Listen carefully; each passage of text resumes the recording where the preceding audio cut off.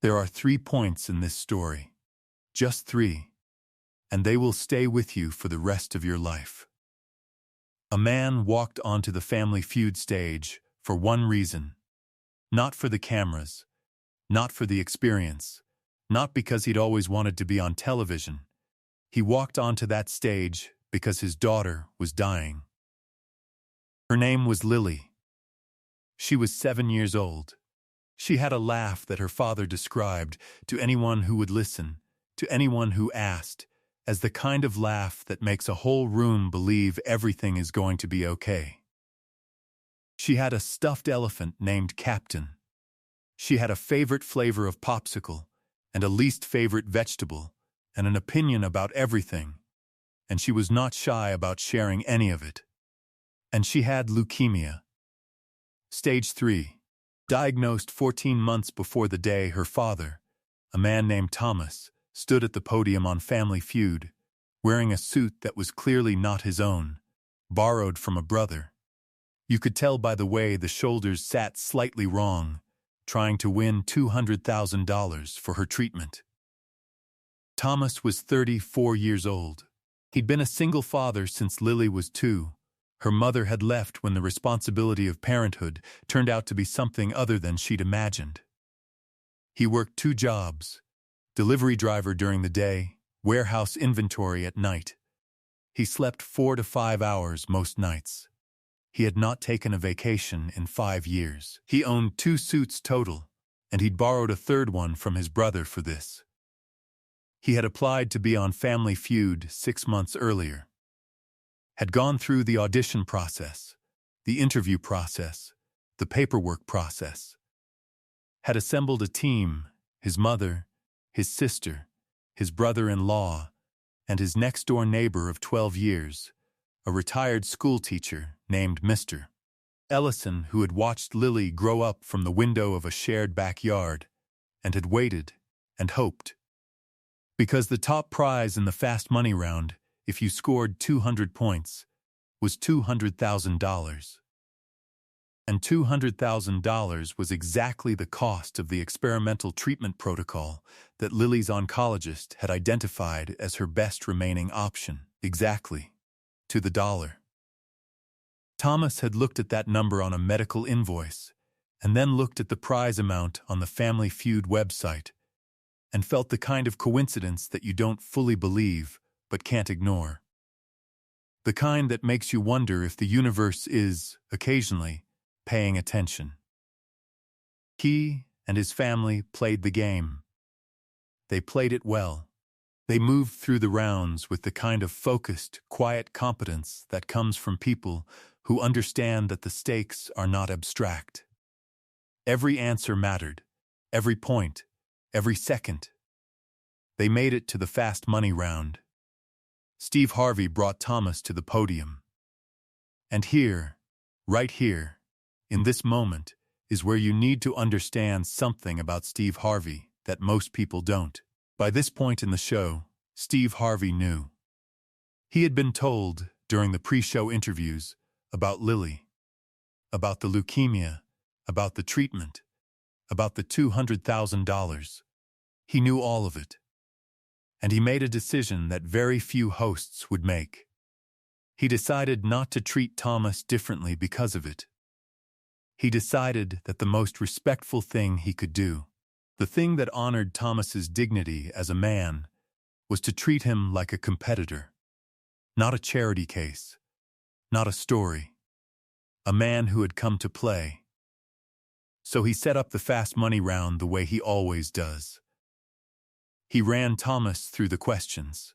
Thomas answered fast and sharp, the kind of fast that comes from preparation, from lying awake at 2 and running through possible survey answers, because his daughter's life depended on it. When Thomas finished his round, the scoreboard showed 197 points. $200,000 required 200. He needed 3 more points. He had 3 points left. And he had used all his answers. Steve Harvey watched Thomas look at the scoreboard. Watched him do the math. Watched the exact moment when Thomas understood. Not 200. Thomas didn't collapse dramatically. He didn't fall to the floor. He did something quieter and more devastating. He put both hands on the podium. He bowed his head, and his shoulders shook, once, like a man absorbing a blow. Just once. Then he straightened up. Because that's what fathers do. Steve Harvey walked to the center of the stage. He stood there for a moment without speaking. The audience was silent. You could feel the weight of those 3 missing points pressing down on the room like something physical. Then Steve Harvey looked at Thomas and said, "I want to ask you something, and I need you to be straight with me. Your daughter's name is Lily, right?" Thomas nodded. "And she's 7. "She's 7, Thomas said. Steve Harvey looked out at the audience for a long moment. Then he looked back at Thomas and said, "I've got a daughter. I've got daughters. And I want to tell you something that I mean with every part of me. There is not a number on any scoreboard that measures what you just did. You stood up here, you played this game, and you did it for your daughter. That's not a loss. That doesn't have a name for what that is, but it's not a loss." Thomas looked at him.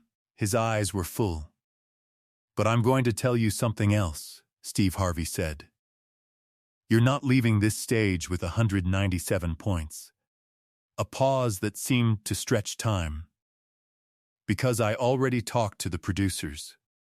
And this show, this audience, and I personally, we're covering the difference." It took Thomas a moment to process what Steve had said. And then, not dramatically, not for the cameras, Thomas's knees went. He didn't fall. But his knees buckled, and Steve Harvey took 2 steps forward and caught him, held him by both arms, and Thomas put his forehead on Steve Harvey's shoulder. And Steve Harvey let him. Just let him. No cameras cut away. No one moved. The audience watched a father cry in a stranger's arms because his daughter was going to get her treatment. The show covered the difference. The network matched it. The total amount raised, including donations that flooded in after the episode aired, exceeded $300,000. Lily received her treatment. She responded. Let me say that again, because it is worth the pause. She responded. The last update Thomas gave publicly, 2 years after the episode, was that Lily, now 9 years old, was in remission. She still had Captain, the stuffed elephant. She had a new favorite popsicle flavor. She was in 2nd grade and had strong opinions about her least favorite vegetable, which was still and would remain forever broccoli. She was alive. Now here is what I want you to sit with. Thomas scored 197 out of 200. He missed by 3 points.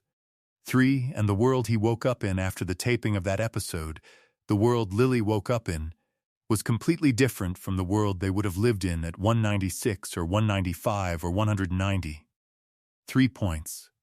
A man prepared for months, gave everything he had, and came 3 points short. And then something happened that no amount of preparation or effort or sacrifice could have engineered. A person with a platform chose to use it. Not because he had to. Not because the cameras were watching. Because he had a daughter too. Because he understood something about the weight of loving a child. The specific, physical, overwhelming weight of it. Steve Harvey has been asked about this moment many times, and he consistently says a version of the same thing. I didn't do anything special. I just did what any father would do if he could. But that's not quite right. Because most people, in that moment, would have handed Thomas the condolence prize, offered a sad smile, said I'm so sorry in that practiced television way, and moved to the credits. Steve Harvey didn't move to the credits. He moved forward. And in moving forward, in those 2 steps across the stage to catch a father who was falling, he became the thing that Lily needed in that moment. A bridge. Between the worst number and the right one. Between 197 and 200. Between a daughter who needed treatment and a father who refused to let her down. 3 points. Just 3. And yet,